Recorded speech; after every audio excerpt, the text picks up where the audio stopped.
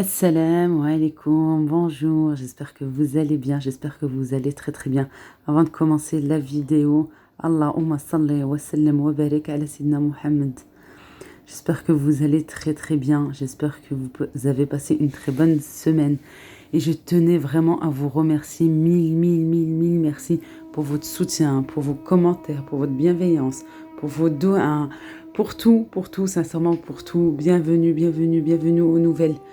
Merci d'être là, d'être présente et merci pour votre fidélité. Merci aux anciennes, merci beaucoup. Je vous fais vraiment d'énormes bisous, je vous aime très très fort, vous êtes hyper sympa. Vraiment, j'ai la meilleure des communautés, alhamdoulilah ya Rabbi. Merci pour vos retours, que ce soit en commentaire ou bien même en privé sur Instagram. Oh là là, qu'est-ce que vous me faites plaisir, je vous jure, quand vous me dites « J'ai réussi, c'était super bon, j'ai fait ta recette, et ci et ça ». Je vous jure, je prends un réel plaisir de voir vos photos, de lire vos commentaires. Je suis hyper contente. Aujourd'hui, une vidéo, je vous dis pas, je vous régale avec cette superbe vidéo avec une seule pâte. Vous entendez bien, une seule pâte. J'ai fait toutes ces préparations, oui, toutes ces préparations. On arrête de parler, on passe aux ingrédients.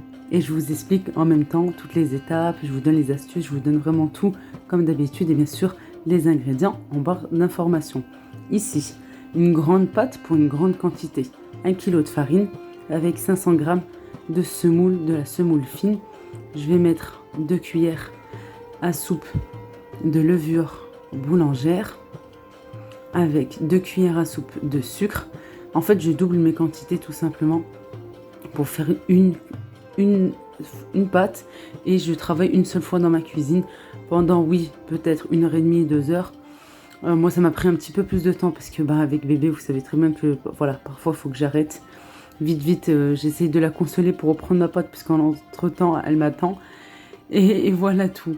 J'ai rajouté du sel avec la moitié d'un sachet de levure chimique, une cuillère à café, 75 ml d'huile neutre, d'huile de table. Et là, je viens commencer à ramasser ma pâte avec 500 ml de lait tiède. Et je finis avec de l'eau. En tout et pour tout, j'ai mis 500 ml d'eau tiède et 500 ml de lait. Je commence par le lait. Je verse d'abord le lait et ensuite je finis par l'eau. Et je vous dis vraiment, au total, j'ai mis 1 litre. Un demi-litre de lait, un demi-litre d'eau. J'essaie vraiment de vous expliquer parce que pour moi, c'est important. On ramasse la pâte et puis ensuite, voilà, on incorpore l'eau petit à petit.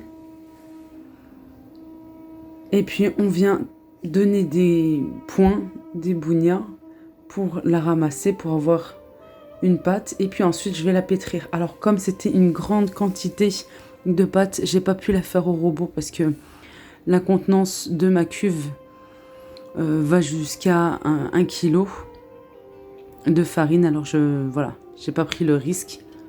Au pire, là, j'aurais pu la diviser. Vous pouvez, vous pouvez tout de suite la diviser et puis vous la mettez vite au robot à pétrir. Une fois qu'elle est prête, vous remettez la deuxième moitié. Voilà, si vous voulez pas faire à la main. Ici, je vous montre la façon la plus simple, je pense que la basique que tout le monde connaît, pour pétrir une pâte à pain.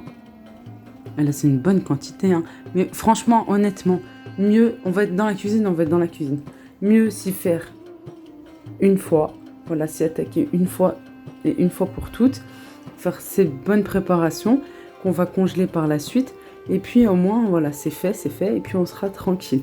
Aussi, quelque chose, vraiment, un très bon conseil, quand vous préparez des préparations comme ça, d'une grosse quantité, prévoyez quelque chose d'assez simple à faire. Bon, moi, c'était le matin, j'étais hyper contente parce que, voilà, comme pratiquement tous les samedis, je vais manger chez ma maman un bon couscous. Je m'arrête 2 minutes. Là, je vous montre, il me reste une part de gâteau. Oui, et là, je m'attaquais, je me reposais un petit peu le temps de laisser pétrir. ma pâte et j'en ai partout sur les mains parce que ben voilà, bien sûr, j'ai fait ça à la main. Et je vais aller prendre mon petit déj parce que j'avais pas encore pris mon petit déj. J'ai laissé reposer ma pâte. Voilà, je l'ai recouverte. Je l'ai laissée reposer. Vous la laissez une demi-heure, 40 minutes. Bien sûr, le temps de repos varie toujours en fonction du temps qu'il fait. S'il fait froid, on va la laisser un petit peu plus. S'il fait plus chaud, on va la laisser moins. Ici, je viens prendre une bonne partie de pâte que je viens étaler. Attention, pas trop finement. Je vais commencer par les mini burgers. Voilà, il faut que ça soit un petit peu quand même épais. Si vous préférez avec voilà, votre pain burger avec plus de mie, vous laissez, vous étalez moins tout simplement. Vous laissez plus gros. Là, j'ai plein d'emporte-pièces comme ça en plastique. Vous les trouvez bien sûr dans les magasins de bazar orientaux, turcs et bien évidemment dans les marchés. Oui, les filles, allez au marché s'il vous faut des choses. Je ne veux pas vous faire dépenser comme ça inutilement, mais si vous avez besoin de certaines choses pour préparer le ramadan et pendant la période du ramadan, Inch'Allah, allez-y, allez-y, là c'est le bon moment.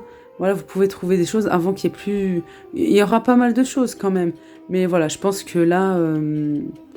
les magasins, dans les marchés, ils ont dû avoir de la marchandise. Vraiment, allez-y. Moi, normalement, si tout va bien, Inch'Allah, j'irai faire un tour mercredi, pourvu juste qu'il ne pleut pas. S'il ne pleut pas, Inch'Allah, j'irai vite faire mon tour pour acheter ce qu'il me faut. Mes derniers achats, Inch'Allah. Voilà, le reste de pâte, je forme une boule. Je la mets dans un sac congélation pour aller plus vite pour la pousser. Mes mini burgers, je les mets vite sur une plaque allant au four et je vais les recouvrir et les laisser reposer 15 à 20 minutes. Voilà, on recouvre et on les laisse tranquilles. Ici, je reprends une pâte. Je viens l'étaler avec un petit peu de farine. Vous voyez, c'est léger. Hein. C'est pas parce que j'ai mon tapis que ça va pas coller. Non, non. C'est juste que ça permet le tapis de ne pas salir votre table. Mais sinon, vraiment, voilà. Mettez pas... je reprends. Rajoutez pas beaucoup de farine. Sinon, vous rajoutez de la farine à la pâte. Je viens étaler. Cette fois-ci, je vais faire les mini bat-boots. Voilà la forme que vous souhaitez. Hein. Si vous n'avez pas d'emporte-pièce, vous prenez un bol, vous prenez un verre, vraiment en fonction de la taille que vous souhaitez. Pour le restant de pâte que j'ai mis dans le sachet et là que je vais prendre encore, vous utilisez ce reste de pâte pour les autres préparations, mais pas, s'il vous plaît, surtout pas pour les mini bat-bots, parce que déjà vous n'aurez pas un joli rendu, et aussi pas pour les mini burgers. Voilà, les mini burgers et les mini bat-bots, on fait vraiment avec la première pâte, je dirais. Voilà, on les recouvre aussi. Mes plaques étaient déjà prises. Là, c'est la pâte le reste de pâte de la première pâte. Ici, je vais bien l'étaler bien finement parce que nous, on n'aime pas les pizzas avec une pâte épaisse. Mais vous faites vraiment comme vous aimez votre pâte. Moi, j'ai fait fin, comme je vous ai dit, parce que nous, on n'aime pas à la maison les pâtes à pizza assez épaisses. On aime bien que ça soit normal ou assez fin. Là, je viens picoter avec, je sais même pas comment cet ustensile s'appelle. Ou bien, si vous l'avez pas, et ben tout simplement avec une fourchette. Moi, j'ai insisté parce que je répète, on n'aime pas les pâtes à pizza épaisses. Parce que oui, ça gonfle très vite. Mais si vous aimez, vous, de l'épaisseur pour votre pâte à pizza, et ben vous faites vraiment comme vous faites habituellement. Là, j'ai un petit peu de place. Je récupère un emporte-pièce un petit peu plus petit. Et j'aime bien changer de forme aussi. Puis je vous dis pas, c'est aussi une facilité pour les enfants. Voilà, quand ils sont à la maison. En plus, nous, le début du Ramadan, Inch'Allah, si Dieu le veut, ça sera les vacances scolaires. Ça sera vraiment le début. Ce sera même pas le début des vacances scolaires, ça sera vraiment les 2 semaines. Les 2 premières semaines des vacances scolaires. Alors, ça sera voilà une facilité de sortir mes préparations, de décongeler, faire des burgers maison à mes enfants, faire des mini boat. C'est petit en plus pour leur taille. C'est très bien comme ça. Là, pour la cuisson des boat. Alors, la meilleure façon de faire, c'est de mettre sur la poêle, bien sûr la poêle chaude, et on pose et on retourne et on retourne et on retourne. Voilà, on laisse pas cuire sur un côté et après sur l'autre et puis voilà, c'est bon. Non, pour avoir vraiment un bon boat bien moelleux à l'intérieur et pas beaucoup de mie, on retourne très régulièrement. Et voilà, je continue jusqu'à ce que j'ai plus de pâte. Pour le pain boat, ici, pour les mini burgers, j'ai laissé reposer 15 à 20 minutes. Je viens dorer le dessus. Moi, c'est un restant d'œuf entier. Oui, je mets pas. C'est rare que je mets juste un jaune. Très souvent, je mets plutôt un œuf battu avec un petit peu de lait. Vous pouvez remplacer le lait par une petite goutte ou deux de vinaigre. Oui, pour enlever l'odeur prononcée de l'œuf. Et voilà, je viens après parsemer de céréales, de graines de pavot, de graines de sésame. Vous laissez tel quel, comme vous souhaitez, selon vos goûts. Mais c'est vrai que j'aime bien avec les céréales, ça donne un goût supplémentaire. Puis c'est joli en plus. Là, ici, la dernière pâte, je l'ai étalée. J'ai formé des bandes. Et puis je vais faire des cornets. Voilà, je vous montre vraiment près de la caméra pour bien vous montrer. Pour la cuisson, alors ce qui se passe, dès que c'est cuit, voilà, vous allez les sortir du four. Et toutes vos préparations, de toute façon, ça sera comme ça, Inch'Allah. Vous les sortez du four, et puis pour le boat, vous sortez, vous recouvrez d'un torchon. Oui, pour que la vapeur reste, en fait, il ne s'évapore pas, et qu'il y ait le moelleux qui reste et que ça ne va pas sécher. Et là, pour ces cornets, une fois que vous les sortez, pareil, vous les recouvrez, mais une fois à peine tiédi, vraiment, écoutez-moi bien les filles, à peine tiédi, pour les démouler, c'est beaucoup plus facile. Sinon, vous allez vraiment galérer pour démouler vos cornets. Je répète, vous les sortez du four, vous les couvrez d'un torchon, vous laissez à peine tiédir, et puis vite, vous enlevez, il faut que ça soit même un petit peu chaud, attention bien sûr, ne pas vous brûler les doigts. Et puis voilà, vous démoulez vos cornets. Sinon, une astuce, si toutefois vous avez zappé ou vous êtes occupé avec les enfants ou autre, un coup de téléphone, je ne sais pas, et bien ce que vous faites, et ben c'est pas très grave, mais une très bonne astuce à faire.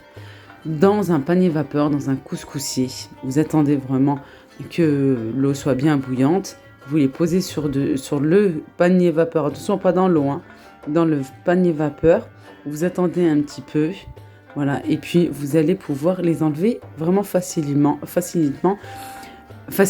je vais y arriver, désolée, bon en même temps il est presque minuit, oui, le montage je le fais tout le temps, pratiquement à cette heure-ci, c'est le seul moment où j'ai un petit peu de calme, voilà, alors c'est pour ça aussi souvent je bégaye, pardon, et je bug.